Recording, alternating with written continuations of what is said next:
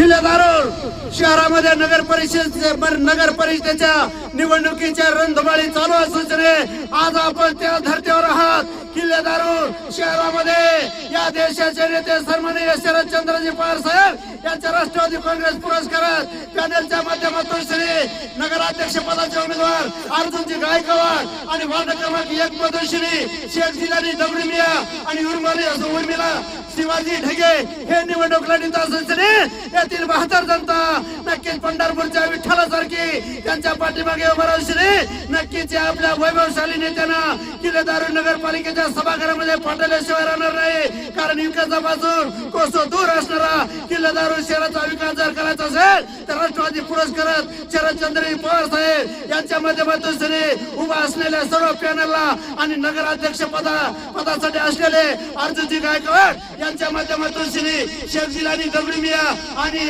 उर्मिला शिवाजी ढगे यांना प्रचंड बहुमताने विजय करून नक्की सभागृहामध्ये पाठवल्याशिवाय राहणार नाही। साधारण उमेदवार यांना आपण विचारू येथील 72 जनतेने जर आपल्याला विकासाची संधी देऊन नगरपालिकेच्या सभागृहामध्ये पाठवले तर विकासाची गंगा आणून दाखवाल का?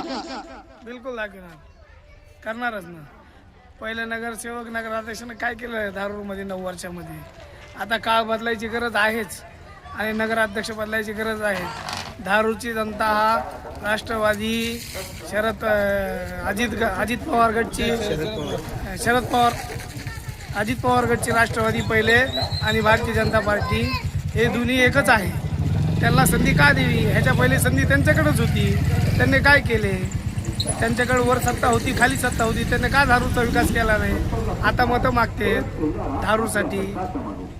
साधारण सर्वसामान्य गोरगरिबाचा हक्काला हो म्हणून धावणारे या वार्ड क्रमांक 1 मधील उमेदवार असल्यामुळे येथील 72 जनता नक्कीच त्यांना किल्ले दारुर शहराचा विकास करण्यासाठी आणि विकासाचे मॉडेल करण्यासाठी बीड जिल्ह्याच्या भूमीवर आणि किल्ले दारुर शहराच्या धर्तीवर एक आदर्श शहर बनवण्यासाठी नक्कीच संधी देऊन या किल्ले दारुरच्या नगराध्यक्षपदी अर्जुनजी गायकवाड आणि सर्व उमेदवारांना विजय करण्यासाठी येथील 72 जनता नक्कीच त्यांच्या पाठीमागे राहून या किल्ले दारुर नगरपालिकेच्या सभागृहामध्ये पाठवतील अशी बघा माहिती देताना वार्ड क्रमांक 1 मध्ये मतदार बोलतात। पत्रकार बाबुराव तिडके, लाईव्ह दिवेकरच बीड।